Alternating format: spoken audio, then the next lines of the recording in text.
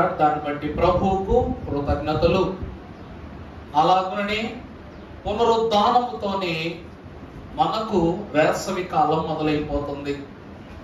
ఉందండి. యేసుక్రీస్తు ప్రభు యొక్క శ్రమల ధ్యానము జరుగుతున్నప్పుడు ప్రభువును సంతుష్టి పరచడానికి లోకము కూడా ముందుకు రాలేదట. అంటే మనుషులు విడిచిపెట్టిన అక్కడో ఎక్కడో జంతువుల ద్వారానో పక్షుల ద్వారానో లేక ప్రకృతి ద్వారానో మనిషి సేద తీరుతాడట. కానీ యేసుక్రీస్తు ప్రభుకు అదృష్టం కూడా తండ్రి ఇవ్వాల. కారణం ఏమిటంటే సృష్టికర్త యొక్క చేతిని విడచిన నాడే సృష్టి కూడా మనల్ని విడిచిపెట్టేస్తుందట. అర్థమవుతుందా అండి? సృష్టికర్తే మన చెయ్యి విడిచిపెట్టేస్తే ఆయన సృజించిన సృష్టి కూడా మనల్ని ఏం చేస్తుంది? చెయ్యి విడిచిపెట్టేస్తుంది. వాక్యం చాలా ప్రత్యేకమైనది.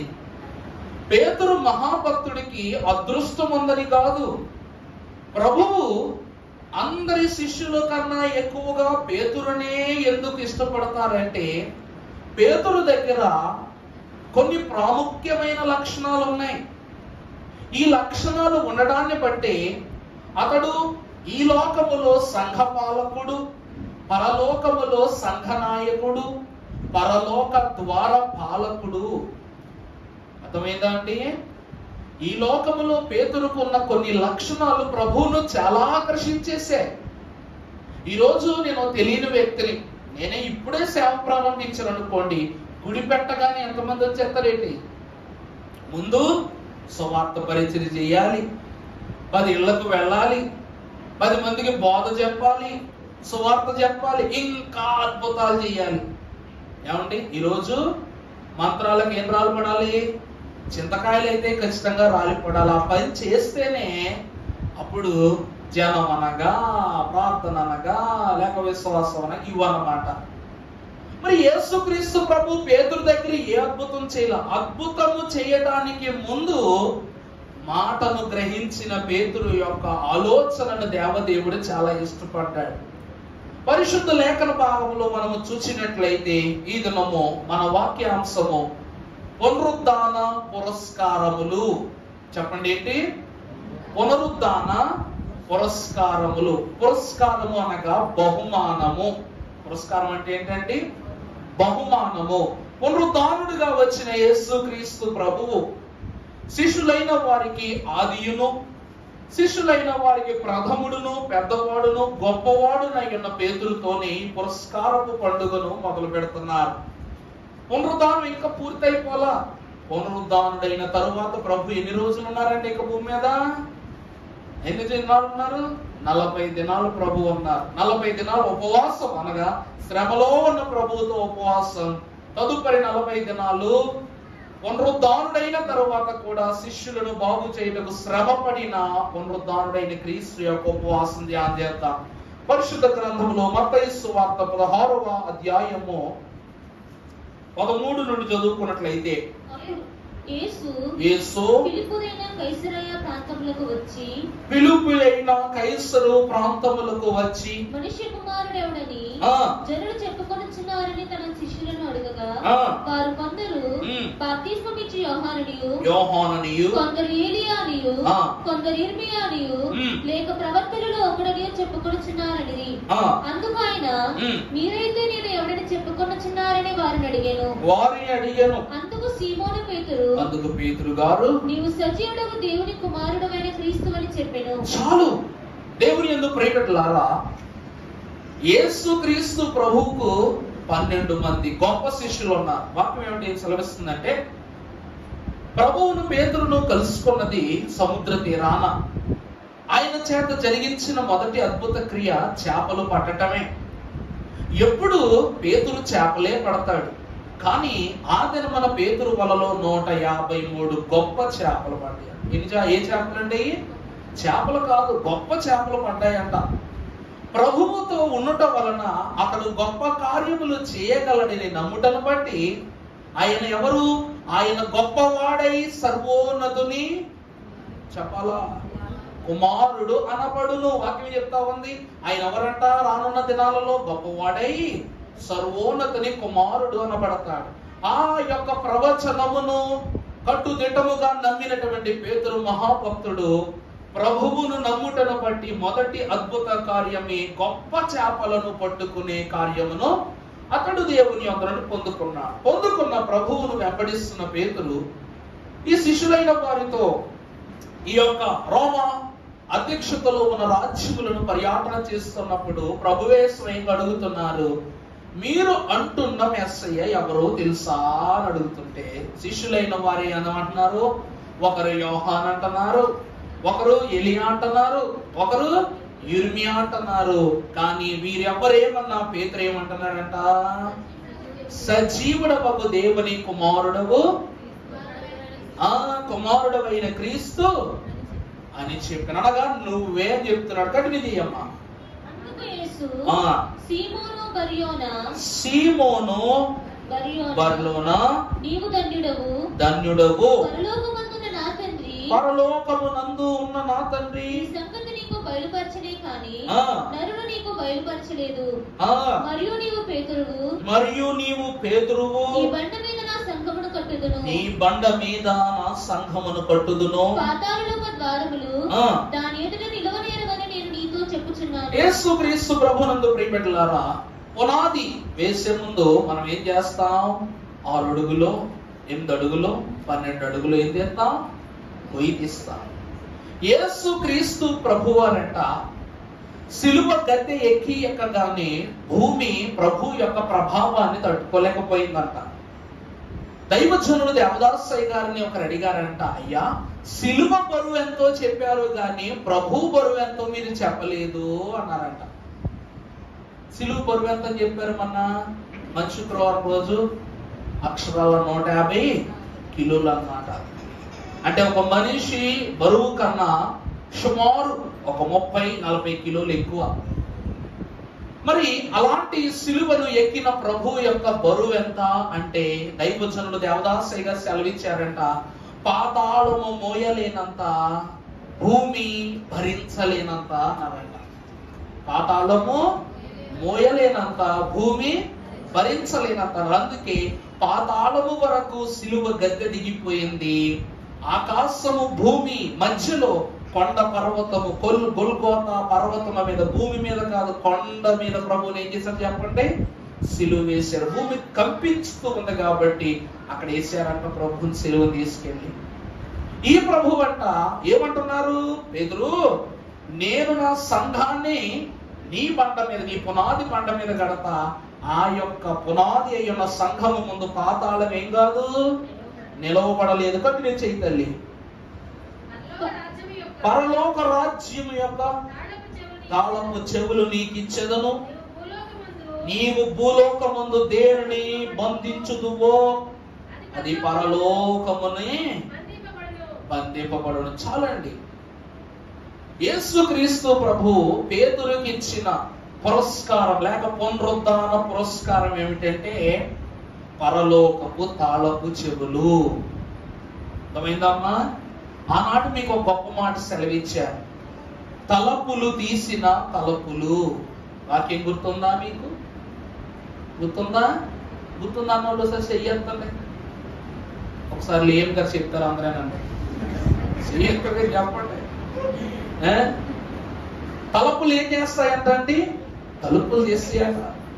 ఎలాంటి తలుపులు అంటే ఏదేను వనములో ఉన్న ఆదాము అవ్వలు చెడు తలపు పుట్టించుకోవటం వల్ల ఏదేను తలుపులు తీసి దేవుడు బయటికి నెట్టేశాడు.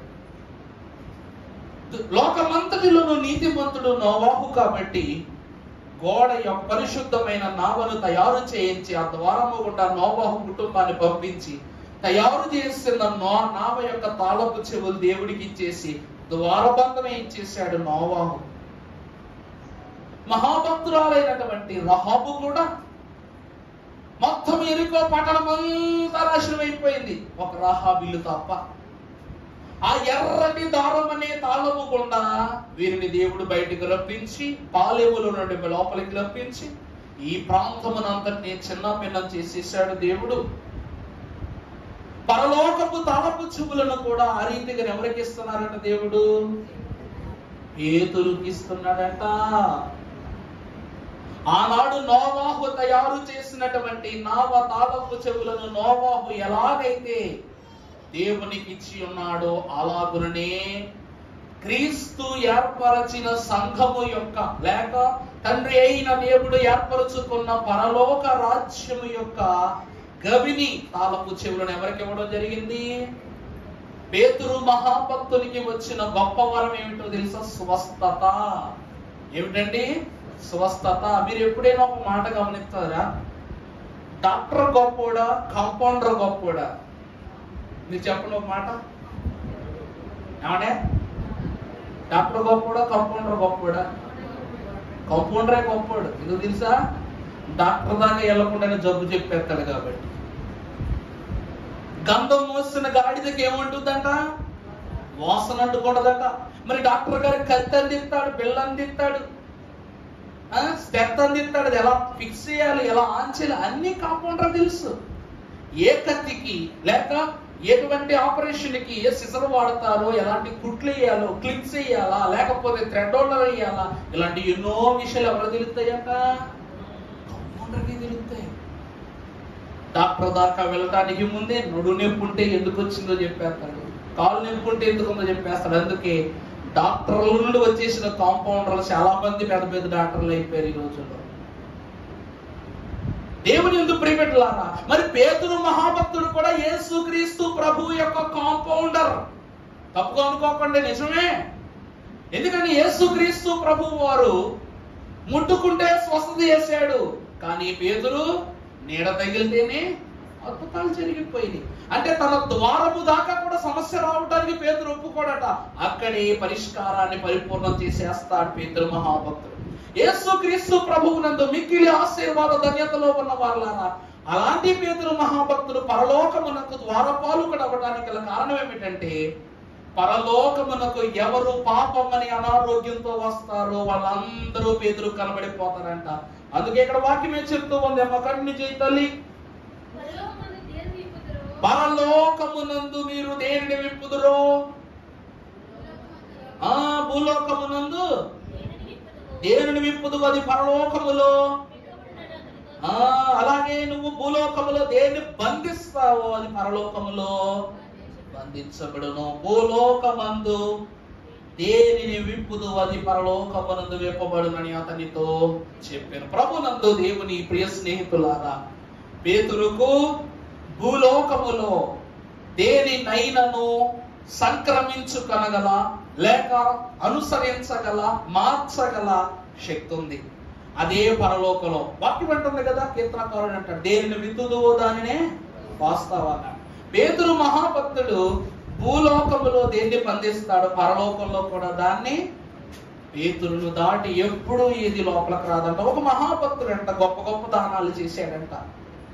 దానాలు చేసి ఎలాగైనా సరే నాకు పరలోకమే కావాలన్న ఆశతో ఆసక్తితో అతను ఏం చేశాడంట, బాగా దానాలు ధర్మాలు మంచి పనులు అన్ని చేసి అనుకోకుండా ఒక చిన్న జబ్బు వల్ల చనిపోయాడంట. అతను కావలసింది చనిపోయాక పరలోకములో నుండి 2 దూతలు వచ్చారంట. చూసి చూడగానే మనసుకు అమ్మయ్య అనిపించింది తనకి.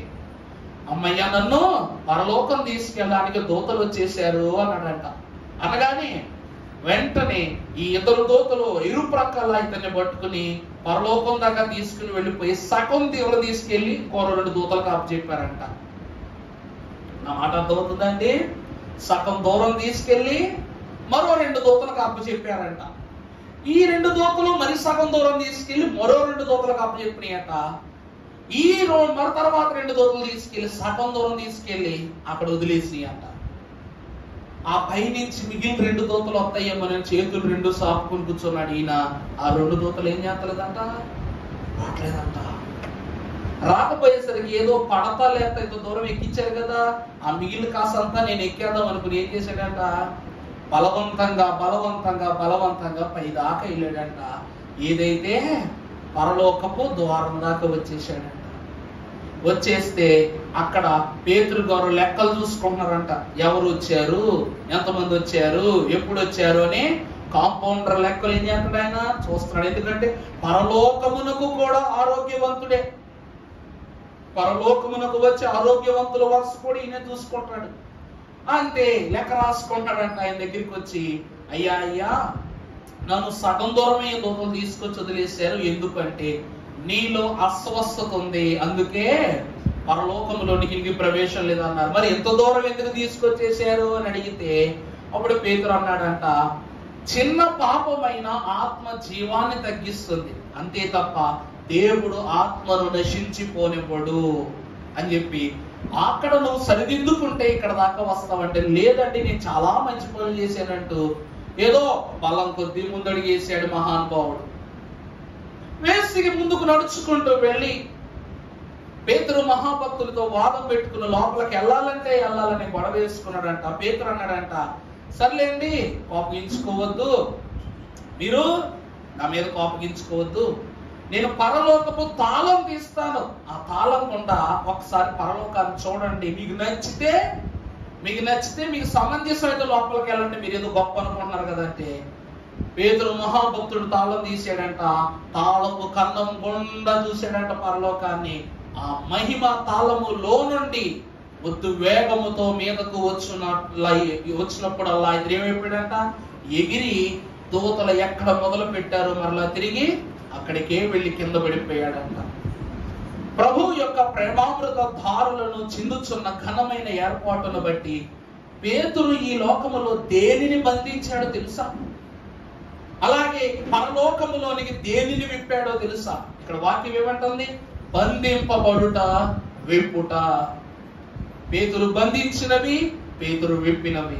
పరిశుద్ధ గ్రంథములో మనము చూసినట్లయితే అపోస్తలుడైన పౌలు భక్తుడు కొరింథీయులకు రాసిన 2వ పత్రిక 7వ అధ్యాయము 10వ వచనాన్ని చదువుకుందాము.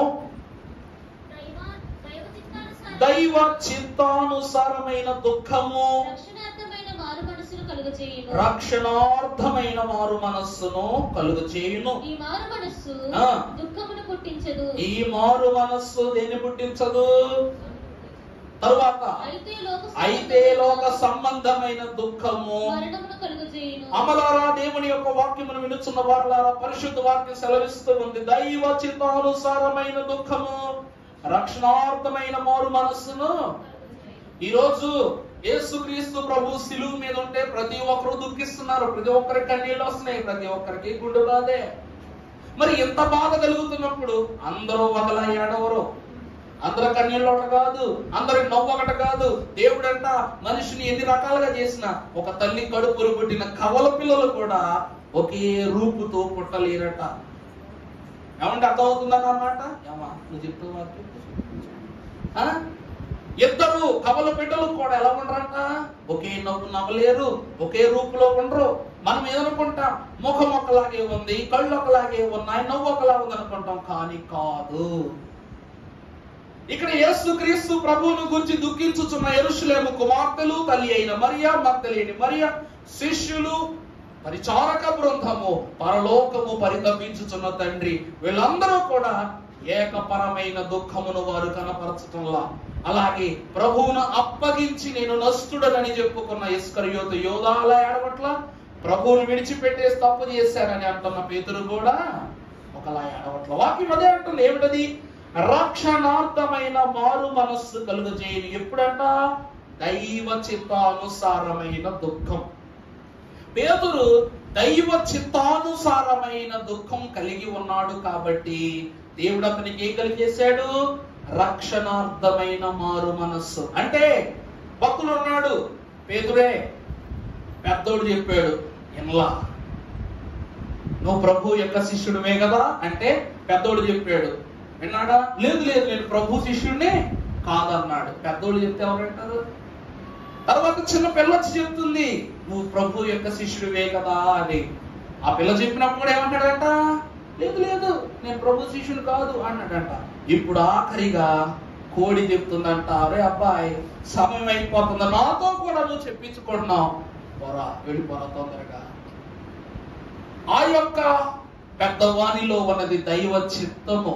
అందుకే వారి ద్వారా ఒక మాట నాకు చెప్పండి, పేతురు ప్రభు దగ్గరికి రావాలనుకున్నాడు, యోధా ప్రభు దగ్గరికి రావాలనుకున్నాడు. కానీ పేతురు దగ్గరికి ఒక పెద్ద ఆయన వచ్చాడు, ఒక చిన్న పిల్ల వచ్చింది, కోడి కూడా వచ్చింది.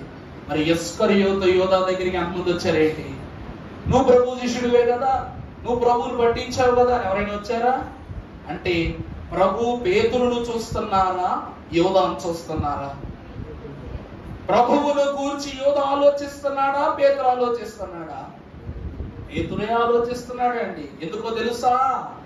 దైవ చిత్తము కలిగి ఉన్నవాడు పేతురు కాబట్టి, ప్రభు ఎదుట ఒట్టు పెట్టుకున్నవాడు పేతురు కాబట్టి. అందుకే మన పెద్దవాళ్ళు అంటారు, రే నువ్వు ప్రామిస్ చేసావు, నువ్వు ప్రామిస్ ఏం చేసుకోవాలి, నిలబెట్టుకోవాలి.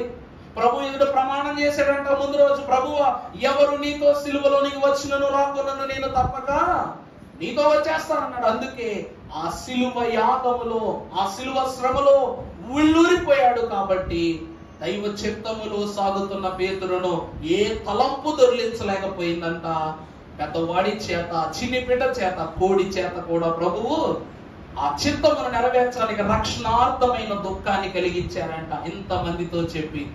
అంతే, పరుగులు వచ్చేసాడు మహాభక్తుడు, వచ్చేసాడు. ఇది ఒక దుఃఖం. రెండోది ఏంటంటే, అయితే లోక సంబంధమైన దుఃఖము ఇస్కరియోతు యూద కలిగి ఉన్నది రక్షణార్థమైన దుఃఖము కాదు. ఏ దుఃఖం అది? లోక సంబంధమైన దుఃఖం. పేతురులో కూడా కొన్ని లక్షణాలు ఉన్నాయి. ఎవడు తెలుసా? గర్వం. పేతురులో ఏముందండి? గర్వం. కాలర్ ఎగరేసుకుని తిరుగుతాడు పేతురు. ఎందుకంటే ప్రభు శిష్యుడు అంటే ఆ మాత్రం పౌరుషం ఉండక మానదు. మరి ఏమండి, సీఎం కాలర్ ఎగరేసుకుని తిరగడం కుదరదు, కానీ సీఎం మనుషులు ఏం చేస్తారు? మా వెనకాల ఎవరున్నారు?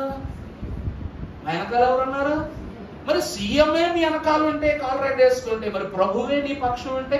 దైవజనుల పాటలో రాశారు, రక్షకుడేనా పక్షమయ్యుండగా శిక్షించువాడెవ్వాడో, నన్ను రక్షించు ప్రభువేనా శిక్ష పొందగా నన్ను భక్షించు వాడెవ్వాడో. చూసారా? రక్షకుండే నా పక్షమై ఉండగా నన్ను శిక్షించు వాడెవడు, భక్షించు వాడెవడు? దేవుని వాక్యం ఎంత ప్రత్యేకంగా మాట్లాడుతుందంటే, ఇక్కడ పేతురు వెనకాల ఎవరున్నారంటే ప్రభువే. అందువలన పేతురుకి ఏముంది? గర్వం ఉంది, పౌరుషం ఉంది, రోషం ఉంది. దేవుని వాక్యంలో సెలవిస్తూ ఉన్నది. పరిశుద్ధ లేఖన భాగంలో మనం చూసినట్లయితే, మహాగణుడు సర్వాధికారి అయిన దేవదేవుడు సెలవిస్తున్నాడు. పేతురు రాసిన మొదటి పత్రిక 5వ అధ్యాయము 5వ వచనం మనము చూస్తే, మీరందరూ చిన్నపిల్లలారా మీరు పెద్దలకు లోబడి ఉండుడి, మీరందరూ ఎదుటివాని ఎడల దీన మనస్సు అను వస్త్రము ధరించుకొని మిమ్మును అలంకరించుకొనుడి. మిమ్మును మీరేం చేయాలంట? ప్రభునందు దేవుని ప్రియబిడ్డలారా, ఏ వేటగాడు వేటకు వెళ్లి చేపలు తెచ్చినా తేకపోయినా, పేతురు మాత్రం చేప లేకుండగా లేక వేట లేకుండగా వెనుదిరిగే మనిషి కాదు పేతురుకు. అందుకే పేతురు పౌరుషము గల వేటగాడు అనేవారట. భక్తులు ఏమనేవారండి? పేతురు ఎవరంట? పౌరుషము గల వేటగాడు. కొంతమంది ఏం చేస్తారు, రే వాతావరణం మారిపోయిందిరా, పడవ వెనక్కి తిప్పు, బతికుంటే రేపైనా వచ్చి చేపలు పట్టవచ్చు. కానీ పేతురు అలా కాదు.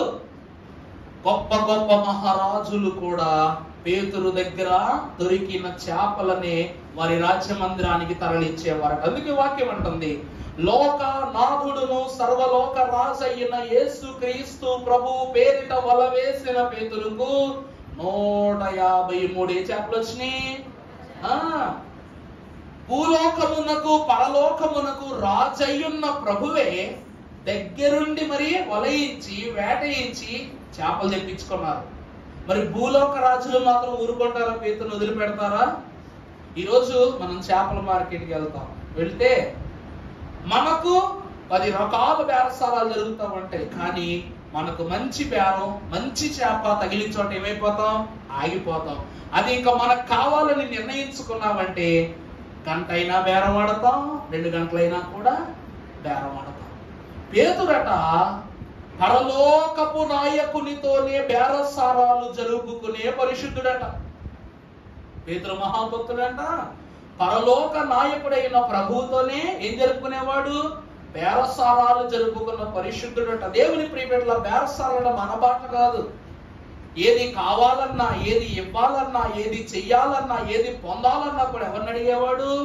ప్రభువునే స్వయంగా ఎరిగేవాడు. అందుకే అతనికి ఉన్న గొప్ప లక్షణము గర్వము. ఆ గర్వముతోనే నా వెనకాల ప్రభువు ఉన్నాడన్న ధైర్యముతోనే సైనికుని యొక్క చెంపను తెగనరికాడు. ఎంత పౌరుషకలుడు చూసారా, నా వెనకాల నువ్వేం చేస్తావు, నా ప్రభువు ఉన్నాడు నా వెనకాల నరికేసాడు. ఈ పేతురు మహాభక్తుడు, ఒకరి గాయమునకు కారణమైన పేతురు మహాభక్తుడు పునరుద్ధానము తరువాత ఎలా మారిపోయాడు తెలుసా? గాయము చేసిన దేహాలకు నయము చేసే స్వస్థత కర్తగా మారిపోయాడు. చూసారా, గర్వం ఏమైపోయిందంట? దీన మనస్సుగా మారిపోయింది. చదువమ్మా 5వ అధ్యాయం 5వ వచనం. చిన్న పిల్లలారా, మీరు పెద్దలకు లోబడి ఉండుడి, మీరందరూ ఎదుటి వాని ఎడల. చూసారా, మీరందరూ ఎదుటి వాని అనగా మీరున్న పెద్దవారి ఎదుట మీరు ఎలా ఉండాలి? దీన మనస్సును వస్త్రం ధరించి. ఎప్పటి వరకు గర్వం పనిచేస్తుంది పేతురులో, దేవుడు ఏం తగ్గించాడంట? దీన మనస్సు. ఇందాక చెప్పిన కథలో ఆ ధనికుడు కూడా గర్వముతో దానం చేశాడు, కానీ దీన మనస్సుతో దానం చేయాల. పరలోకానికి వెళ్ళాల గర్వం, పౌరుషం ఎంత పంచిపెట్టాలో పంచిపెట్టేశాడు. మరి గొప్ప గొప్ప రాజులు గొప్ప గొప్ప కానుకలు పట్టుకొచ్చి ప్రభు యొక్క పెట్లో వేస్తే విధవరాలు యొక్క కానుక మాత్రమే 2 కాసుల కానుకే ప్రభు ఎందుకు నచ్చిందంటే ఆమె సాత్వికురాలై దీన మనస్సును ప్రభువుకు అర్పణించింది కాబట్టి. అందుకే ప్రభువుకు అర్పణ ఇష్టం. మొదటిగా పేతురులో నుండి తొలగింపబడిన లక్షణం, పరలోకపు తాళపు చెవులు ఇవ్వడానికి ఉన్న లక్షణము దీన మనస్సు. రెండవదిగా చూద్దాం, రెండవది బద్ధకం. పేతురుకి ఏంటంటే బద్ధకం. ఎందుకంటే ప్రియబిడ్డలారా, మన ఇంట్లో పెద్దోళ్ళకి పని చెప్పం. మన ఇంట్లో పెద్దోళ్ళకి ఏం చెప్పం? చెప్తారా మీరేమన్నా? మీకంటే పై వయసు వాళ్ళకి పని ఏమన్నా చెప్తారా? వయసుడుకు పోయిన వాళ్ళకి. మరి పేతురు మహాభక్తులు అప్పటికే యవన వయసు దాటిపోయింది, తల్లిదండ్రుల వయసు దాటిపోయింది, అన్ని వయసు దాటిపోయి జుట్టు నేసిపోయే వయసు దగ్గరికి వచ్చేసింది పేతురికి. అందరికంటే పెద్దోడు ప్రభువు కంటే, ప్రభువే అందరికంటే చిన్నోడు. ఏం చెప్పాలంటే అంత పెద్దవాడైన పేతురు ప్రభువు యొద్ద ఉండి పనులను తీసుకుని పనులు పంచి పెట్టేవాడు. శిష్యులకు ఏం చేసేవాడండి? పని పంచి పెట్టేవాడంట. 5 రొట్టెలు 2 చేపలు అయినా చూస్తే ప్రభు అంటారు, పేతురు నువ్వే వాళ్ళ భోజనం సిద్ధపరచాలన్నారు ప్రభు. తర్వాత దేవుని కృపను బట్టి ప్రభువు అన్న మాట పొల్లుపోదు కాబట్టి ఆ 5 రొట్టెలు 2 చేపలు 5,000 మందికి సమృద్ధిగా రాగానే పేతురు మహాభక్తుడు పంక్తులుగా కూర్చొనబెట్టాడు. ఏం చేశాడంట పేతురు? జనులందరినీ ఎలా కూర్చోబెట్టాడంట? వరుసలో పంక్తి వరుసలో కూర్చోబెట్టి శిష్యులందరికీ చెప్పాడు, ఇదిగో ఈ గిన్నె నువ్వు తీసుకుపో, ఈ గిన్నె నువ్వు తీసుకుని వెళ్ళు, ఈ చేపలు బట్టి పని అప్పచెప్పాడంట. అందుకే పేతురు కొన్న పెద్ద లక్షణం ఏమిటంటే పని చెప్పే వారికి ఏముంటదంట? ఖచ్చితంగా బద్ధకం ఉంటది. ఈ పనిమంతుడు కాని పేతురును పనిమంతునిగా మార్చాడట పునరుద్ధారణ. వాక్యంలో చూద్దాం, పరిశుద్ధ గ్రంథములో నుండి కృపదేవుని యొక్క ఆత్మీయతను బట్టి 8వ వచనం చదువమ్మా. అదే అధ్యాయంలో, నిబ్బరమైన బుద్ధి గలవారై మెలకువగా ఉండుడి, మీ విరోధైన అపవాది గర్జించు సింహము వలె ఎవరిని మృంగుదుమా అని ఏం చేస్తున్నాడంట? వెతకుచూ తిరుగుచు. ప్రభునందు ప్రియబిడ్డలారా, నిబ్బరమైన బుద్ధి గలవారై. బద్ధకములో ఉన్న వాడికి బుద్ధి పనిచేస్తుందా? పని చెయ్యదు. ఇక్కడ పేతురు మహాభక్తుడు కూడా ఎప్పుడు చూడు అన్ని విషయాల్లోనూ పని చెప్పి చెప్పి చెప్పి చెప్పి పేతురు బద్ధకముగా మారిపోయాడు. ఆ బద్ధకమే ఆ భయమే సముద్రము మీద నడవకుండా భయపెట్టింది. అర్థమైందండి? ఆ బద్ధకము ఆ భయమే సముద్రం మీద నడుస్తానని చెప్పిన తన మనస్సును భయపెట్టింది. ఆ బద్ధకమే సైనికునికి గాయాన్ని చేసింది. ఆ బద్ధకమే ప్రభువు నుండి వేరుపరిచి పారిపోయేలా చేసింది. ఆ బద్ధకమే ప్రభు ఎదురు క్షమాపణ చెప్పుకోవడానికి ముందుకు రాకుండా చేసింది. అందుకే నిబ్బరమైన బుద్ధి గలవారై ఎలా ఉండాలంట? మెలకువా కలిగి ఉండుడి. ఎందుకనగా మీ విరోధి అపవాది గర్జించు సింహము వలె ఎవరిని మృంగుదునా అని ఏం చేస్తాడంట? 4 ఎల్లప్పుడూ కాసు కూర్చుంటాడంట. 4 5 పేతురు మహాభక్తులు బట్టే రాశారంట తండ్రి గారు. పక్కనే ఉన్నాడు పగవాడు నీ చక్కికి చేరిన. పేతురు ఒక్కసారి పడుకున్నాడు ప్రభు కాలంలో, కానీ పడుకునే నిద్ర లేవగానే ఆ కాసేపటి నిద్రలో ఎంత మత్తుడైపోయాడంటే ఎదులో ఉన్నది రాజరికంతో కూడిన సైనికులని కూడా చూడకుండా నిద్రమత్తులో మీద దూకేశాడు. నిద్రమత్తులో ప్రభు మీద దూకేశాడు. నిద్రమత్తులో సాతాను మీద దూకేస్తాడు. ఈ ముందు చూపు తత్వము సాతానుడు పేతురు కలిగించాడు కాబట్టి, అంత బద్ధకంలో ఉన్నాడు కాబట్టి సాతాను చెవడ మీద పడ్డాడంట, పేతురు మీద పడ్డానికి ప్రభు ఏమంటారు, పేతురు వెనకాల ఉన్న సాతాన్ని ఏమంటారు, సాతానన్నా వెనకకు పో అంటాడు అన్నమాట. బద్ధకాన్ని తొలగింపజేసి మెలకువను కలిగించాడు. 2వ అంతస్తు బద్ధకాన్ని తీసే కలిగించాడు ప్రభువు. నిబ్బరమైన బుద్ధితో కూడిన మెలకువను పేతురికి ఇచ్చాడు. మరి పరలోకం దగ్గర 24 గంటలు పండుకుంటానంటే కుదరదు. గేట్ కాడ అర్థమవుతుందా అండి? ఎవరిని పడతాము, తోలేద్దాము, పంపేద్దాం అంటే కుదరదు. అక్కడ ఈ ధనికుడు వెళ్ళేసరికి పేతురు ఏం చేస్తున్నాడంట, లెక్క చూస్తున్నాడంట. ఎవరున్నారు, ఎవరు వెళ్ళారు, ఎవరు రాబోతున్నారో లెక్క చూస్తున్నాడంట. అదే పద్ధతి ఉంటే అక్కడ ఏం చేస్తా ఉండేవాడు, ఇతను పడుకునేవాడు. ఆ పని చేయలా. అతడు నేను లోపలికి వెళతానంటే గర్వముతో మాట్లాడకుండా దీన మనస్సుతో సమాధానాన్ని చెప్పాడు. ఇక్కడ ఏదైతే ఈ లోకములో విడిచిపెట్టాడో దానిని విడిచిపెట్టి పరలోకములో ఎలిగి నూతన అంతస్తును పొందుకున్నాడు. 3వ క్రమము చూద్దాం. పరిశుద్ధ గ్రంథములో నుండి బద్ధకము 3వది లోక సహవాసము. వాక్యంలో చూసినట్లయితే పరిశుద్ధ గ్రంథములో 3వ అధ్యాయం పేతురు రాసిన పత్రిక మొదటి పత్రిక 3:2 అందువలన వారిలో ఎవరైనను వాక్యమునకు విధేయులైతే వారు భయముతో కూడిన మీ పవిత్ర ప్రవర్తనను చూచి వాక్యము లేకుండానే తమ భార్యలను అనవలసిన రాబట్టబడవచ్చును. తన భార్యల నడవడి వలన ఏమోనట రాబట్టబడవచ్చును. ప్రభునందు దేవుని ప్రియబిడ్డలారా, వాక్యములో మనకు యోసేపు మహాభక్తులు కనబడతాడు. పొతీఫర్ భార్య లోక సంబంధములో బ్రతుకుచున్నది, కానీ పొతీఫర్ మాత్రం ఎవరు? దైవ సంపత్తి కలిగిన వాడు, యోసేపు యొక్క సులక్షణాలను తెలుసుకున్నవాడు, దైవ భయాన్ని అతనిలో ఉన్న తలంపులను గ్రహించుచున్న గనుడు. ఇంతటి మహాగణుడైనటువంటి పొతీఫర్ దేవునిలో యోసేపును బట్టి ఉన్నాడు కాబట్టి తన గృహము యొక్క అధ్యక్షత పిల్లోడైనా సరే యోసేపు కాపు చెప్పాడు. తనకు తెలుసు తన భార్య లోకములో పాపములో తెలుసు. అందుకే యోసేపు వంటి వాడే నీతిమంతుడు కనుక నీతిని దాటడని తెలిసి అప్పగించాడు. ఇక్కడ వాక్యం ఏమంటూ ఉంది, చదువు. అందువలన వారిలో ఎవరైనాను వాక్యమునకు అవిధేయులైతే వారు భయముతో కూడిన మీ పవిత్ర ప్రవర్తన చూచి చూసారండి, భయముతో కూడిన మీ పవిత్ర ప్రవర్తన. ఏమండి, పొతీఫరుకు యోసేపు ఎప్పుడు కూర్చోబెట్టి వాక్యం చెప్పలేదు.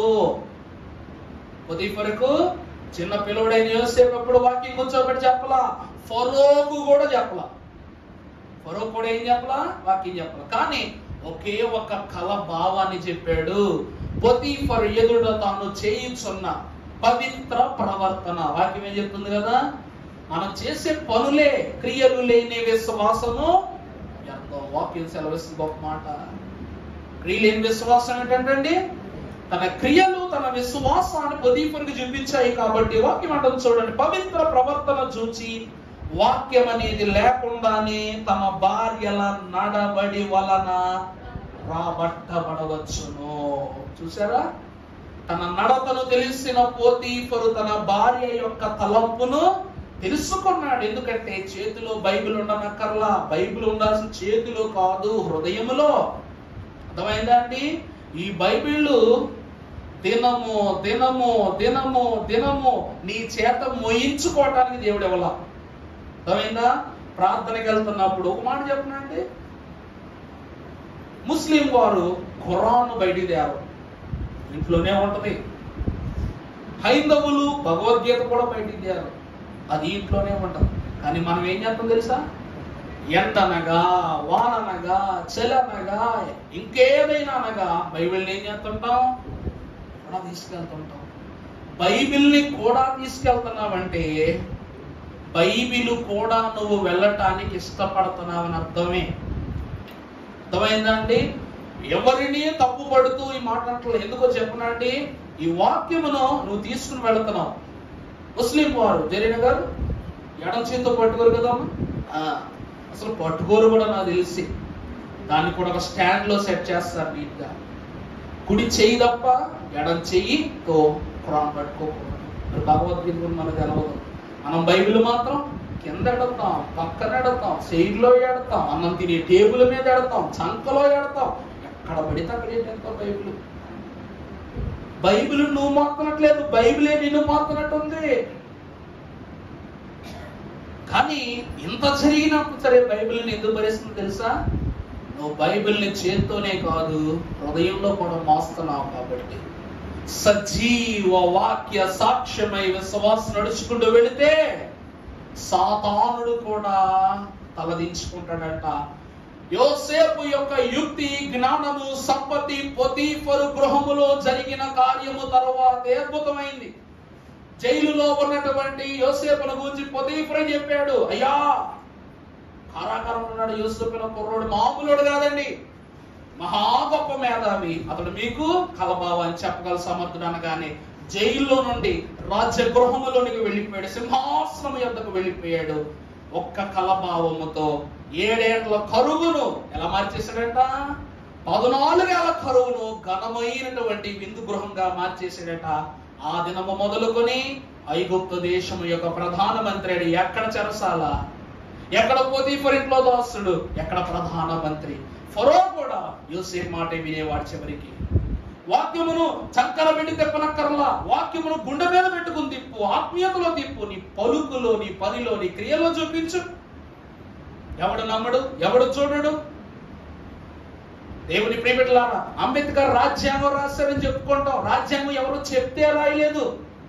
ఆ రాజ్యాంగంలో ఉన్న ప్రతి పదము ఒకసారి చదవండి. ఏం చదవాలా, కానీ అందులో ఉన్న చట్టాలు, వివరణలు, సవరణలు ఎలా ఉంటాయి అంటే ఈ రోజుకు కూడా మేధావుల కంటికి, మేధావుల దృష్టికి అందనివి. ఒక మనిషి ఒక చేతి పుస్తకాన్ని అంత గొప్పగా రాస్తే 600 మంది పరిశుద్ధులు, 40 మంది ప్రవక్తలు ఘనమైన దేవుని వాక్కుతో రాసిన ఈ బైబిల్ గ్రంథములో ఇంకెంత అంతొస్తుంది చూసారా?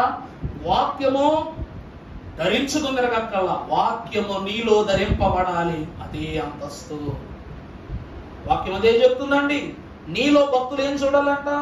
వాక్యము లేకుండానే తమ భార్యల నడవడి వలన రాబట్టబడవచ్చును. నువ్వు వాక్యం గ్రహించుకుంటే మంచి చెప్పగలవు, చెడు చెప్పగలవు, కష్టం చెప్పగలవు, నష్టం చెప్పగలవు, అన్ని చెప్పగలవు, సవరించగలవు. పేతురులో లోకము లేదు, దేవుడే ఉన్నాడు. కాబట్టి పేతురు దగ్గరికి వెళ్ళి చేతులతో పట్టుకుని స్వస్థత చేయాల్సిన అవసరం రాలా. పేతురు నేడే అతనికి ఏమిచ్చిందంట? స్వస్థత ఇచ్చింది. అదే వాక్యములో ఉన్న బలం. నీ వాక్యమే నన్ను బ్రతికించును, బాధలలో నెమ్మదినిచ్చును. 3వ అంతస్తు. 4వదిగా మనం చూసినట్లయితే శరీర సుఖము గలవాడు. పేతురు ఎవరండి? శారీరక సుఖము గలవాడు. ఈ మాట ఎందుకు చెప్తున్నా అంటే, ప్రభువు ఒకరోజు శిష్యులు తీసుకుని సువార్త పని మీద వెళ్తుంటే పేతురు గారు అన్నారంట, ఓ ప్రభువా, పెళ్ళాం బిడ్డలు విడిచిపెట్టేసి, ఇల్లు విడిచిపెట్టేసి, ఊరు విడిచిపెట్టేసి నీ వెనకాల వచ్చేస్తున్నావు. మా భార్య ఎలా ఉందో తెలియదు, నా బిడ్డలు ఎట్లా ఉన్నారో తెలియదు, నా ఇల్లు వాకిలు ఎలా ఉందో తెలియదు, ఇవన్నీ విడిచిపెట్టి వెనకాల వచ్చాను, మాకు ఒరుగుతున్నది ఏంటి అని అడిగాడు. అడిగాడా లేదా? ఈ మాట అడిగారా లేదా పేతురు గారు? అడిగారు. శారీరక సుఖము, శారీరక సౌఖ్యాన్ని అనగా భార్య, బిడ్డలు, కుటుంబము, తన సమస్తాన్ని ఆ లెక్కలోకే వస్తాయి. ఈరోజు పౌడర్ కొట్టిన శరీరానికి, కొత్త సొక్కా వేసిన, సౌకర్యవంతమైన నగలు దిగేసుకున్నా కూడా దేనికంట? శరీరానికి. అతుకుల బొంతకు అతికిస్తున్నటువంటి ఆభరణాలను రాశాడు మహాకవి. అతుకుల బొంతకు అతికించిన ఆభరణం అని రాశాడు. ఎంత గొప్ప కవిత అది, నాకు ఇప్పటికీ చాలా ఇష్టం. మా కాలేజీ లైబ్రరీలో, తప్పు దేవుడు క్షమించాలి, పుస్తకమే కొట్టేసాను నేను. ఆ నావెల్ అంత నచ్చింది. నేను సుమారు 3.5 వీక్స్ చదివాను అన్నమాట. ఎందుకంటే మాకు ఉన్న పీరియడ్ బట్టి చదువుకోవాలి, ఇంకా ఆ పుస్తకాలు కంప్లీట్ చేయాలని. లాస్ట్ లో ఒకడు అంటాడు అనమాట, అతుకుల బొంతకు అతికించిన దేహమా, నువ్వు పెట్టుకున్న ఆభరణం ఉంటుంది కానీ దానిని అంటుకున్న నువ్వు ఉండవు అని చెప్పాడు లాస్ట్ లో. చాలా గొప్ప మాట అది. నువ్వు అంటించిన ప్రతి వస్తువు ఈ భూమి మీదే ఉంటది, కానీ అంటించుకున్న నువ్వు మాత్రం ఏమైపోతావు తెలుసా? మట్టి చేత లేక నిప్పు చేత అంటించబడతావు. చివరికి నిన్ను అంటుకునేది చావే కదా అన్నాడు అనమాట. ఎంత గొప్ప సూక్తం. ఈరోజు పేతురు మహాభక్తుడు కూడా క్రీస్తులోనికి వచ్చిన తరువాత పుట్టిన శారీరక సౌఖ్యం, కుటుంబ సౌఖ్యం, దీన్ని ప్రభువు ఎలా ప్రస్తావిస్తున్నారంటే వాక్యంలో చూద్దాం. పరిశుద్ధ గ్రంథంలో పేతురు పత్రిక అదే అధ్యాయము 2:11 అమ్మా. మొదటి పేతురు 2:11. ప్రియులారా, మీరు పరదేశులను యాత్రికులను అయి ఉన్నారు. ఆత్మకు విరోధముగా పోరాడు శరీరాశలను విసర్జించి, ఆత్మకు విరోధముగా పోరాడు శరీరాశలను విసర్జించి, అన్యజనులు మిమ్మును ఏ విషయములో దుర్మార్గులను దూషింతురో ఆ విషయంలో వారు మీ సత్క్రియలను చూచి వాటిని బట్టి దర్శన దినమున దేవుని మహిమపరచునట్లు వారి మధ్యలో మంచి ప్రవర్తన గలవారే ఉండవలనని మిమ్మును బతిమాలుకొనుచున్నాను. ప్రభునందు ప్రియబిడ్డలారా, ఏ పేతురు మహాభక్తుడు ప్రభువుతో తిరిగిన 3.5 సంవత్సరాల్లో నా భార్య, నా బిడ్డ, నా తల్లి, నా చెల్లి, నా ఇల్లు అన్నాడో, ఆ పేతురు ప్రభు వెళ్ళిపోయిన తర్వాత భార్య మాట కూడా ఎప్పుడు తీసుకురాలేదంట, బిడ్డల మాట కూడా తీసుకురాలేదంట. ఎందుకంటే దేవుని ప్రియబిడ్డలారా, ఆయనలో అంతయు ఏమైపోయింది? ఇమిడిపోయింది. పేతురులో ప్రభు ఇమిడిపోయాడంటే నోవాహు మహాభక్తుడు ఒక్కడే నీతిమంతుడు సృష్టి మొత్తానికి. అతన్ని తీసుకుని వెళ్ళి ఓడలో ఉండబట్టి నోవాహు ఏమని అడుగుతాడు? అయ్యా నాతో పాటు నా భార్య బిడ్డలు కూడా వాళ్ళు తీసుకెళ్ళనగానే తీసుకెళ్ళిపో. నువ్వు నీతిమంతులు అన్నావంటే నీ కడుపును పుట్టిన పిల్లలు నీతిమంతులు కాదా? నీవే సర్వమని అనుకుని వచ్చి నీ భార్య నీతిమంతురాలు కదా, తీసుకెళ్ళిపో. నువ్వు అంటే వీళ్ళందరూ కూడా. ప్రభువు అంటే ఎవరండి? యేసుక్రీస్తు ప్రభు అంటే ఎవరు? రక్షకుడు. ఎవరిని రక్షించడానికి వచ్చాడు? మనల్ని. రక్షకునికి రక్షణలో పెంపార చేయబడిన రక్షకుని యొక్క అంతస్తు మనం. అంటే మనం అందరం క్రీస్తులో ఏమైపోయి ఉన్నాం? అయ్యగా రాశారుగా, క్రీస్తులోని అందరును ఇమిడి ఉండగా. క్రీస్తులో మనం అందరం ఏమైపోయాం? ఇమిడి ఉన్నారు. ప్రభు అంటారు అందుకే, నేను వెళ్ళిపోతున్నానని ఎడవద్దు, కంగారు పడద్దు, భేదపడద్దు, దుఃఖపడద్దు, నేను మరలా వస్తాను, మిమ్మల్ని అందరినీ తీసుకుని వెళ్ళిపోతాను. ఎప్పుడైనా ఎక్కడైనా ఎలాగైనా చివరికి మీరు చేరవలసినది నా ద్వారానే, గొర్రెలు పోవ ద్వారము నేనే అన్నారు ప్రభు. పేతురు మహాభక్తులు కూడా ఇక్కడ అంటున్న మాట అది. ప్రియులారా, మీరు పరదేశులను యాత్రికులనై ఉన్నారు కనుక ఆత్మలకు విరోధముగా పోరాడు శరీరాశలను విసర్జించి. అర్థమైందండి? ప్రభుతో ఉన్నప్పుడు నా భార్య, నా బిడ్డలు, నా ఇల్లు, నా చుట్టాలు, నా పట్టాలు అన్నాడు. ఇప్పుడేమన్నాడు అదే పత్రికలో? లోక సంబంధమైన ఆత్మకు విరోధమైన శరీరాశలను విసర్జించి. ఇప్పుడంటే తన భార్య అయినా సరే విసర్జింపబడినదే, కుటుంబమైనా విసర్జింపబడినదే. అమలారా, పరలోకం వెళ్ళిపోయిన తర్వాత పక్కనే నీ కొడుకున్నా కూడా నువ్వు గుర్తుపట్టావు, పక్కనే నీ భార్యను గుర్తుపట్టావు, నీకు రక్తం పంచుకు ప్రాణం ఇచ్చిన తల్లి ఉన్నా కూడా నువ్వేం చేయలేవు, గుర్తుపట్టలేవు. ఎందుకంటే పరలోకం ఒక నీతి నేర్పుద్ది, ప్రతి విశ్వాసం ఒక నీతి నేర్పుద్ది. పరలోకములో ఎవరి స్వతంత్రత అలది. అక్కడ ఏముండదు? హద్దు ఉండదు.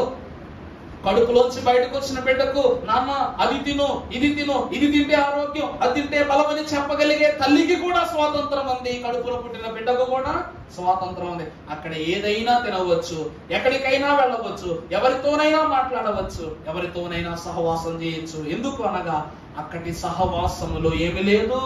అపవిత్రత లేదు గనుక. అప్పుడు చెప్పే తల్లికి చెప్పే పని ఉండదు, వినే బిడ్డకు వినవలసిన అవసరం ఉండదు. ఇద్దరు స్వాతంత్రులే. పేతురు అదే అన్నాడు, శారీరక సంబంధమైన ఆత్మకు విరోధమైన క్రియలను విసర్జించి. తన భార్య మీద ప్రేమ కలిగి ఉన్నదని మనకు కనబడుతుంది, కానీ ప్రతి భార్య తన భర్తను ప్రేమించాలి, భర్త భార్యను ప్రేమించాలి. ప్రేమించడం వరకునే, కానీ నీ శక్తి అంతా కూడగట్టు ఒక రోజు ఆయుష్ పెంచగలవా? బిడ్డలకు ఆయుష్ పెంచగలవా? ఆ శరీరము మీద ఆశ పెట్టుకోవద్దు అని అంటున్నాడు పేతురు మహాభక్తుడు. నేను 3.5 సంవత్సరాలు ప్రభువుతో తిరిగి నేర్చుకున్నది ఇదే. నేనైనా ప్రభువులో హతమవ్వాల్సిందే, నా కుటుంబమైనా హతమవ్వాల్సిందే. కానీ దేని కొరకు హతమవుతున్నావు తెలుసుకోవాలంటున్నాడు. ఇంతకు ధనికుడు ఉన్నాడు, డబ్బు పంచిపెట్టేసి అందరి దగ్గర జేజేలు కొట్టించేసుకుని చచ్చిపోతే పరలోకం వెళ్ళిపోతాను అనుకున్నాడు ఆ మహానుభావుడు. కానీ అది నిజమా? నిజమా? ఎంత కష్టపడి ఊరంతటికి పట్టాలు పంచినోడు సమాధి కూడా సరిగా కట్టించలేని రోజులు, వాడి పేరు మీద శిలాపలకం కూడా పెట్టలేని రోజులు. మనకు మంచి బ్యారేజీ కట్టించారు సర్దార్ కాటన్ గారు. ఆయన పేరు మీద ఒక గొప్ప మ్యూజియం ఉందన్నమాట ధవళేశ్వరం దగ్గర. సరే, అది మ్యూజియంలోకి వెళ్ళి చూసా. ఫోటోలకు బోల్డ్ అంత దుమ్ము ఉంది. ఆఫీస్ ఇంకా అద్భుతంగా ఉంది. ఎప్పుడు పాతకాలం పిరంగిల్ లాంటి అంట. ఆ పిరంగిల్లో పిచ్చుకులు, కాకులు గుడ్లు ఎడుతున్నాయి. మరి చూడండి, ఆయన మాత్రం ఆ కాలంలోనే కోట్ల నిధులతో మనకే కష్టం రాకూడదని ఏమేసాడు ఆయన? గుర్తొస్తే ఆయన వర్ధంతి రోజు లేక కూడు జ్ఞాపకార్థం రోజు ఒక దండ వేస్తాం. ఆ రోజు దండ మాత్రమే వేస్తాం. మరి ఇవన్నీ మనుషులే గుర్తుంచుకోనప్పుడు, లోకమే గుర్తుంచుకున్నప్పుడు ఇవన్నీ పరలోకానికి కావాలా? అనవసరం. పేతురు అదే అంటున్నాడు, దాని మీద మక్కువ పెంచుకునవద్దు. శారీరకమైన ఏ పని మీద మక్కువ పెంచుకుంటే అది పరలోకానికి ఏం కాదు, ఇష్టం కాదా? ఇష్టమే. అది పేతురు కోల్పోయాడు కాబట్టి దేవుడు అప్పగించిన బాధ్యతను చేసుకుంటూ వెళ్ళిపోయాడు. అందుకే తాళపు చెవులు ఇచ్చాడు దేవుడు. దేవుడు నీ ఇల్లును కాపాడటం నువ్వు ప్రారంభిస్తే దేవుడు నీ ఇంటిని కాపాడతాడమ్మా. ఈరోజు ఒక కుండ గడగమంటే బాధ వచ్చేస్తుంది మనకి. నేను తోగనేటి అందులోని ఆ ప్లేట్ కడగంటే అడుగుతానులే రోపు. ఇంకా బయటే ఉన్నాయి కొండలు. ఇక్కడ కడిగిన వాళ్ళు కొంతమంది ఉన్నారు, పూర్తి చేసి వెళ్ళిపోయారు. మరి మిగిలిన వాళ్ళు క్యాటరింగ్ కదా అడుగుకుంటాడండి. మరి మన సామాన్లు కూడా ఉన్నాయి కదా, మరి ఎవరు అడుగుతారు? దేవుడు ఇల్లు శుభ్రంగా ఉంటే నీ ఇల్లు శుభ్రంగా ఉంటది. దేవుని పనిముట్లు శుభ్రంగా ఉంటే నీ పనిముట్లు శుభ్రంగా ఉంటాయి. దేవుని దేహం అశుద్ధి లేకుండా ఉంటే నీ దేహమునకు అశుద్ధి ఉండదు. నేను చెప్పడం చెప్పా, మీ ఇష్టం. ప్రభు బాధ్యత అప్పగించి వెళ్ళిపోయారంటే దాని అర్థం నిన్ను నమ్మారని. ఆ నమ్మకాన్ని నిలబెట్టుకున్నావా? ఆయనకి ఇష్టడవి. ఆయన నమ్మకాన్ని కోలదోసుకున్నావా? అయిష్టుడివి. దేవుడు మనకే వదిలేశాడు ఆ భారాన్ని, ఆ బాధ్యతను. ఆఖరిగా చూసినట్లయితే పరిశుద్ధ గ్రంథములో నుండి 1 పేతురు రాసిన పత్రిక 4:12 ముగించేసుకుందాం. అమ్మా ప్రియులారా, శోధించుటకు మీకు కలుగుచున్న అగ్ని వంటి మహాశ్రమను గూర్చి మీకేదో ఒక వింత సంభవించినట్లు ఆశ్చర్యపడకుడి. క్రీస్తు మహిమ బయలుపరచబడినప్పుడు మీరు బయలుపరచబడినప్పుడు మీరు మహానందముతో సంతోషించు నిమిత్తము క్రీస్తు శ్రమలలో మీరు పాలువారై ఉన్నంతగా సంతోషించుడి. ప్రభునందు ప్రియమైన అపోస్తలుల కార్యములు 2వ అధ్యాయం 41వ వచనం చూడమ్మా. కాబట్టి అతని వాక్యము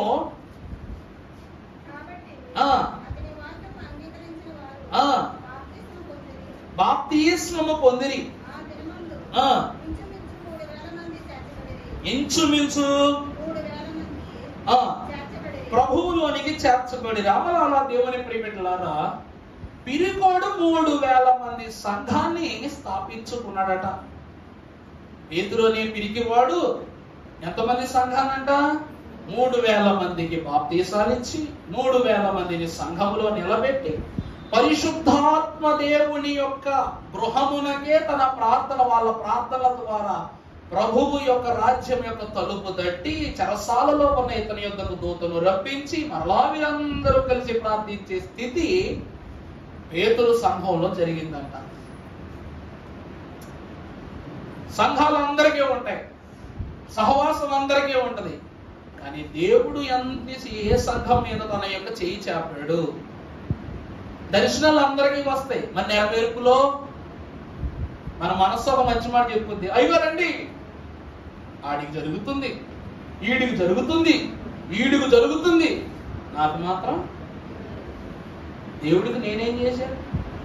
దేవుడు నేను కొట్టానా, తిట్టానా, ఏమన్నా అన్నానా, బాధ పెట్టానా, గిల్లానా, గిచ్చానా? దేవుడే నన్ను ఎందుకు గిచ్చుతున్నాడు? మరి యోబు ఏం చేశాడని? యోబు ఏం చేయలేదు కదా. యోబు సమస్య కంటే ముందే బలించేసాడు, సమస్య కంటే ముందు దహన బలించేసి, సమస్య కంటే ముందు స్తుతి చేసేసాడు, శోధన రావడానికి ముందే సమస్తమును పూర్తి చేశాడు. మరి యోబే ఎందుకు? యోబునే ఎందుకు? దేవుడు నిన్ను గిచ్చుతున్నాడు అంటే అర్థం అవట్లేదా? నువ్వు దేవునికి కావాల్సినోడువని. దేవుడు నిన్ను దెబ్బేస్తున్నాడు అర్థం అవట్లేదా? దేవుడు నిన్ను కావాలనుకున్నాడా? నీవేమీ మాకు అక్కర్లా, నన్నే ఎందుకు గిచ్చుతున్నాడా? వాడికి ఫ్రిడ్జ్ ఇస్తున్నాడు, ఫ్రిడ్జ్ పరలోకం నుంచి దిగొచ్చిందా? టీవీ ఇస్తున్నాడు, పరలోకం నుంచి పడిందా? ఏది ఇచ్చినా ఈ లోకం నుంచి ఇవ్వాలి, ఏది పొందుకున్నా ఈ లోకం నుంచి పొందుకోవాలి. ఒక్క దేవుని యొక్క కాపుదల తప్ప ఎవరికి ఎప్పుడు ఎవరి దగ్గర ఇచ్చేదే కాదు, బహుకరించేది కాదు, ఫ్రీగా పట్టుకొచ్చి శాల్యుయేట్ చేసేది కాదు. ఇది దేవుని యొక్క అంతస్తు. అప్పటి వరకు పిరిగివాడుగా ఉన్నవాడు, అపోస్తుల చేత చచ్చిపోతాం అనుకున్నవాడు, పేతురు కాలంలో రోమా ప్రభుత్వం కడతేరిపోయి ఉంది పాపాలతో. అలాంటి కాలంలో 3000 మందికి బాప్తీసాలు. ఈ రోజుతో పోల్చొద్దండి. ఈ రోజు బాప్తీసాలు ఇవి జరుగుతున్న బాప్తీసాలకే కాదు, అసలు ఆ రోజు జరిగే బాప్తీసాలు అంటే బాప్తీసం ఇస్తుండగానే తల తీసేస్తారు, బాప్తీసం ఇస్తుండగానే కాళ్ళు చేతులు నరికేస్తారు. అది ఘోరమైన యుగం. అంటే ఇది కాదు, ఇక రాబోతున్న యుగం భయంకరమైన యుగం. ఇది సేద తీరుతున్న కాలం. ఇది ప్రభువును బట్టి ఆ మహాభక్తులంట 3000 మందికి బాప్తీసాలు ఇచ్చి, ఎంత గొప్ప బాప్తీసాలు అంటే అవి పరిశుద్ధాత్ముడే వారు యందుండిపోయాడు. వీళ్ళందరూ ఒకే కంఠముతో, ఒకే తలంపుతో, ఒకే ఆలోచనతో ప్రార్థన చేస్తే పరలోకము దాకా ఎవరి యొక్క అవసరం లేకుండా పరలోకం దాకా వెళ్ళిపోయిందంట. అతను వెళ్ళిపోయింది. ప్రభు యొక్క ద్వారాన్ని కట్టేసింది. ప్రభు వెంటనే గాబ్రియేలు పంపించాడు.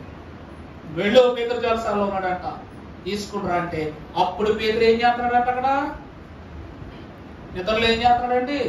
కలగంటాడు అనమాట. నిజమైన దూత తన ఎదుట ప్రత్యక్షమైన కలభావాన్ని కలిగి ఉన్న పేతురును లెగ్గొట్టి మిగిలిన సైనికులందరికీ నిద్రను కలిగించి అప్పుడు తీసుకెళ్లి సంఘంతో కలిపేశాడు. నువ్వు దేవుని ఇంటి తలుపు తడితే దేవుడు నీ ఇంటి తలుపు తడతాడు. నువ్వు దేవుని హృదయం, వాక్యమంగా హృదయం అనేడు తలుపునంత యేసు నాదుండు. ఆయన ఇక్కడే ఉంటాడు, ఎప్పుడు ఇక్కడే ఉంటాడు. నువ్వు తీసేదాకా ఇక్కడే ఉంటాడు. పెద్దవాళ్ళు అంటారు దారిద్ర్యం తీసేదాకా తలుపు పడద్ది. అదృష్టం ఒకసారి. ప్రభు అదృష్టం కాదండి, ప్రభు అదృష్టం కాదు, దురదృష్టాన్ని కూడా నీ దగ్గర రానివ్వకుండా కాపలా కాసి కాపలాదారుడు, కాపరి.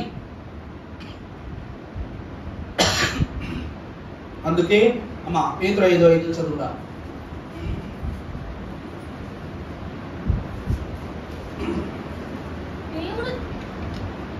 చిన్నపిల్లలారా, మీరు పెద్దలకు లోబడి ఉండుడి. మీరందరూ ఎదుటివాని ఎడల దీన మనస్సు అను వస్త్రమును ధరించుకొని మిమ్మల్ని అలంకరించుకొనుడి. దేవుడు అహంకారులను ఎదిరించి దీనులకు కృప అనుగ్రహించును. దేవుడు తగిన సమయమందు మిమ్మల్ని హెచ్చరించినట్లు ఆయన బలిష్టమైన చేతి కింద దీన మనస్కులై ఉండుడి. 4వ వచనం, ప్రధాన కాపరి ప్రత్యక్షమైనప్పుడు మీరు వాడబారని మహిమ కిరీటము పొందుదురు. ప్రభువు ఎవరంట? ప్రధాన కాపరి. నీ హృదయానికి, నీ హృదయం అనే గదికి ఆయన ఎవరంటండి? ఆయన యాజకుడిగా చెప్పట్లా, రాజుగా చెప్పట్లా, కాపరి. కాపరి అంటే కాపలా కాసేవాడు. ప్రభు ఎవరంటండి? కాపలా కాసేవాడు. ఎప్పటి వరకు తెలుసా? నీకు కిరీటం వచ్చేదాకా కాపలా కాస్తాడు. నేను రాకడలో ఎత్తబడే వరకు కాపలా కాస్తున్నాడు. ప్రభు పరలోకంలో లేరు, పరలోకంలో ఉండరు. ఎందుకో తెలుసా? నువ్వు తిప్పలు పడతాడు, ఆయన అక్కడికి వెళ్ళి ఏం చేస్తాడు? ఆయన వచ్చిందే నీ కోసం, ఆయన చనిపోయిందే నీ కోసం, బ్రతికిందే నీ కోసం. మరి నిన్ను విడిచిపెట్టేసి పరలోకం వెళ్ళి ఆయన ఏమనిపిస్తారు? ప్రధాన కాపరి ప్రత్యక్షమైనప్పుడు మీరు వాడబారని మహిమ కిరీటమును పొందుదురు. విశ్వాసి మనసంతా కూడా పిరికితనమే, హృదయం అంతా మోసకరమైనది, ఘోరమైన పిరికోళ్ళకి ఏమవుతాయంట? షుగర్ రావక్కర్లా, షుగర్ వస్తుందని భయించాలి షుగర్ రావటానికి. బీపీ రావక్కర్లా, బీపీ వద్దన భయించాలి బీపీ రావటానికి. దెబ్బ తగలక్కర్లా, తగిలిందన్న ఊహ చాలు కిందడిపోవటానికి. పెద్ద ఏముంటుంది? అంతమంది పెద్ద గొప్ప ఏముంది? ఒకసారి మా ఫ్రెండ్తో బండి మీద వెళ్తా, బీచ్కి వెళ్తా. ఆడు బండి స్కిడ్ అయిపోతే నా దగ్గర డబ్బులు లేవు, డబ్బులు కొంచాలి ఇప్పుడు అర్జెంటుగా. ఆడి బండి మీద చడిపోయాను నేను. అడిపోతే నాకేం తగల, ఇసుకలో పడ్డా. ఇంకా విచిత్రాడు ఎంత తెంగరోడు అనుకున్నాను. అప్పుడు వెళ్ళేమో గడ్డి మెట్టు గుర్తుకుని ఇసుకలో పడ్డాను నేను. పెద్ద ఓవర్ యాక్షన్ చెయ్యిరిపోయింది కంగారు పడిపోతా. హాస్పిటల్లో తీసుకెళ్ళిపోయాడు. అదేంటంటే ఎవరు ఆ డబ్బులు నాకు ఇచ్చేరా, నేనే వైద్యం చేయించుకుంటా అన్నారు. అప్పటి వరకు బల్బు వెళ్ళలేదు మహానుభావుడికి. అప్పుడు ఫ్రెండ్ హాస్పిటల్ తీసుకెళ్ళాక ఒరే ఈడు అడేంటి గడ్డి మెట్టు తగిలి కదరా, వీడికి చేతికి అలా దెబ్బ తగులుద్దురా అంటే, ఆడు కొన్న భయంలో, ఆడు కొన్న పిరిగితనంలో ఏమోరా ఎవడో తెలుసురా, ఎవరు ఇరిగిపోతే వాళ్ళ అమ్మ లేకపోతే వాళ్ళ నాన్న మా మీదకి వచ్చేది. కంగారు పిరిగి తనం చాలు మనిషిని ఏం చేయడానికి, చీకట్లో దూసేయడానికి. నిమిషం ఎదుటి వాడు మంచివాడా చెడ్డవాడా, ఉన్నవాడా లేనివాడా కానివాడా అయినవాడా ఏమక్కర్లా, సాతానుకు అదే బలం. మనిషి యొక్క బెదురే బలం. ఆ పిరిగితనాన్ని తగ్గించుకోండి అని ప్రభు అంటున్నాడు. ఎందుకంటే నీ పిరికి గుహ లాంటి నీ దేహానికి కాపలి ఎవరు? యేసుక్రీస్తు ప్రభువే. గేటు వద్ద దేవదూతల ఉందా లేదా? గేటు అంటే నీ హృదయం అనే గేటుకు, నీ దేహం అనే గేటుకు, హృదయం అనే గదికి ఎవరు ఘాటుగా ఉన్నారంట? దేవదూతల ఘాటుగా ఉన్నారంట. అందుకే పిరికి తనములోనే పోరాదు అంటారు అయ్యగారు.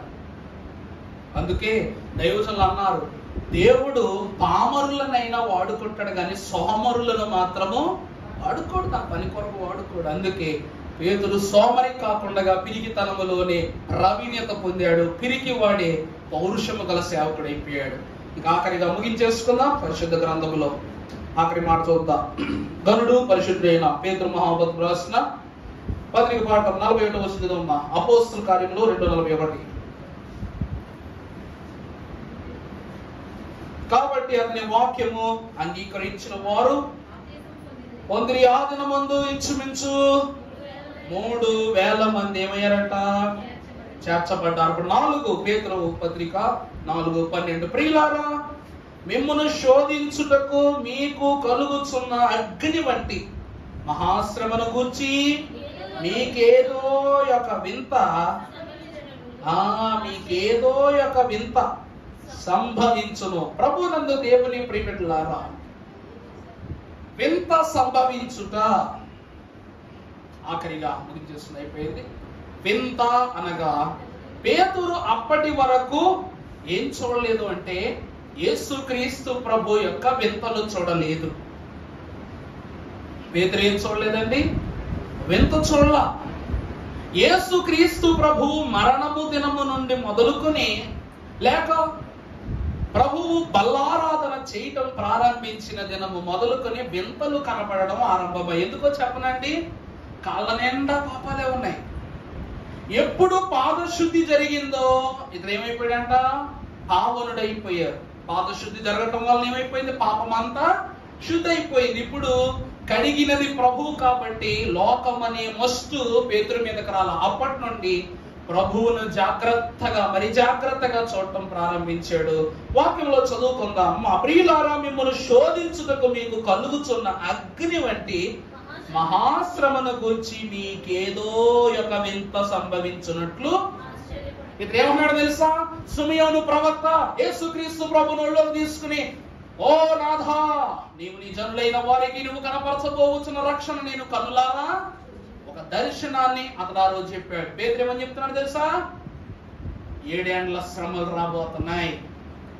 ఈ 7 ఏండ్ల శ్రమలలో ఇమిడిపోతూ వేదన పడుతున్న జనులారా, ఆ యొక్క శ్రమలను కూర్చిన సంగతులు వింతలు మీకు జరుగుతూ ఉన్నాయి. దాని అర్థం అదే. చూసుకోండి, జాగ్రత్తగా వాటిని చదువుకోండి. ప్రియులారా, మిమ్మల్ని శోధించుటకు మీకు కలుగుచున్న అగ్ని వంటి మహాశ్రమ. ప్రభువు ఉన్నన్ని రోజులు శ్రమలే.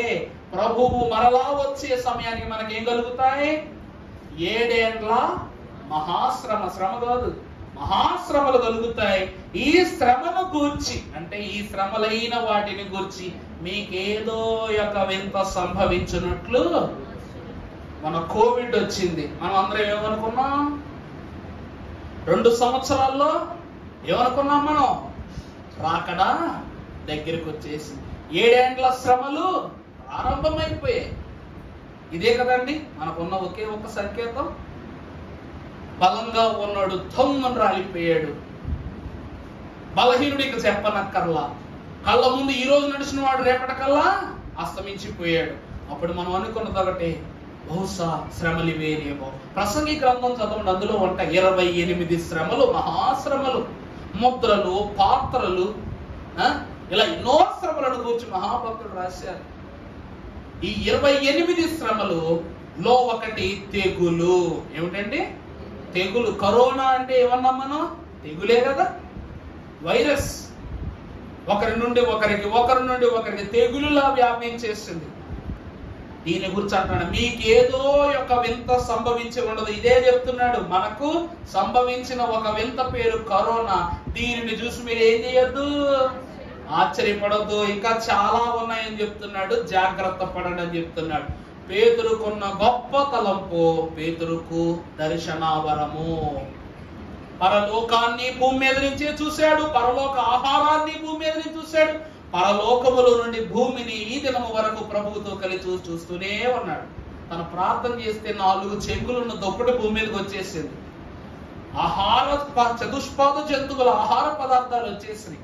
పరలోకములో ఉన్న ఆహారాన్ని దించగలడు, పరలోకమునకు ఆహారాన్ని కూడా పంపగలడు. అంటే యేసుక్రీస్తు ప్రభుని జీవాహారాన్ని పంపి ఆయన యొక్క బాధ్యతను పుచ్చుకున్నది పేతురే కాబట్టి, అందుకే పేతురికి ఏ వరము గలదంట? దర్శనావరము గలదు. అందుకే వాక్యం అంటూ ఉంది, పేతురులా విశ్వాస సహితమైన ముందు చూపు కలిగి అన్ని విషయములలో ప్రావీణ్యత సంపాదించుకోండి. ఊరికి ఇచ్చేస్తారా తాళం చెవులు? ఊరికి ఇచ్చేస్తారా రక్షణ? ఇన్ని లక్షణాలు మార్చుకోకుండా పేతురికే ప్రభు అనుమతి ఇవ్వలేదు. బలహీనులము, మట్టి వారము, ప్రభువు యొక్క ఊసు తెలియదు, ఆశ తెలియదు, ఏమి తెలియదు మనకి. మనకెట్లా వస్తుంది రక్షణ? అందుకే నేడే రక్షణ కనుగొనుడి, నిరీక్షణ రథమును ఎక్కుడి అన్నాడు ఒక మహాభక్తుడు. అర్థమైందండి? నేడే రక్షణను కనుగొండి, నిరీక్షణ రథమును ఎక్కడి అంటున్నాడు. ఆ నిరీక్షణ రథము మీద ఎక్కి పరలోకము వరకు తరలింపబడినటువంటి ఏలియా వలె పేతురు సంపాదించుకున్న పునరుద్ధాన ప్రథమ పురస్కారమైన పరలోకపు తాళపు చెవుల ద్వారా తెరవబడిన పరలోక రాజ్యమును పురస్కరించుకునే ధన్యత పునరుద్ధాన ప్రాప్తితుడకు దేవదేవుడు చేరి వచ్చిన మీకు పునరుద్ధాన గెలుపులను విజయముగా, విజయ సంకేతముగా మార్చి దీవించును గాక. ఆమేన్. గరుడా సర్వాధికారి స్తోత్రములు. మేలు మాకు కలగని దినములు, లోకము మమ్మల్ని తలంచని దినములు, పరిస్థితులు మాకు ప్రతికూలముగా మార్చబడిన దినములు, కీడు కీడు కీడు కీడే కీడని తండ్రి నీ ఎదుట పడి వేడుకునే దినాలలో ఉన్నాం ప్రభువా. నిజమే, అంతము వచ్చు సుమి, అంతలో రక్షణ వెదకు సుమి, అంత రంగుడగు రక్షకుడేసుని చెంతను చేరుసుమి అన్నారు ప్రభువా మహాభక్తులు. ఈ అంతమవుతున్న లోకములో అంతయు నీవేనని నమ్మి నీ పాద దర్శనముల యొద్దకు పరుగులిడుతూ నీ కౌగిలిని చేర్చుకుని అందుకుని పొందుకుని తండ్రి నీ హృదయ స్పర్శతో నీ హృదయ ఆనంద రాజ్యములోనికి ప్రవేశించగలిగే ధన్యత పేతురికి ఇచ్చిన తాళపు చెవుల ద్వారా ద్వారము కూడా మేము ప్రవేశించే మోక్ష ముక్తి మార్గమును మాకు బహూకరింపజేసి మహిమ పొందుమని, మా కొరకు అనేక నివాసములు కలవు, ఇక లేనట్లయితే నేను మీ కొరకు సిద్ధపరచుదునని వెళ్ళి మా కొరకు మహిమ స్థానమును ఏర్పరచుచున్న పునరుద్ధాన ఫలములతో మమ్మల్ని అందరిని అలంకరింపచేయు యేసు నామమున మిక్కిలి వినయముగా బ్రతిమలాడి వేడుకొనుచున్న మా ప్రియ పరలోకపు తండ్రి. ఆమేన్. దేవుని యొక్క సకల ఆశీర్వాదము కాపుదల గత వారము పునరుద్ధానుడై లేచిన ప్రభువు ఈ వారమున మనలో ఉన్న పునరుద్ధాన ఫలములను అభివృద్ధి చేసి మన సహవాసిగా ప్రభు మన రక్షకుడే మనందరినీ నడిపించి దీవించి మహిమ పొందును గాక. ఆమేన్. అందరికీ మరణాత మరణాత. సంతోషం. ఈ సమయమున సమర్పణ జరిగించుకుందాము.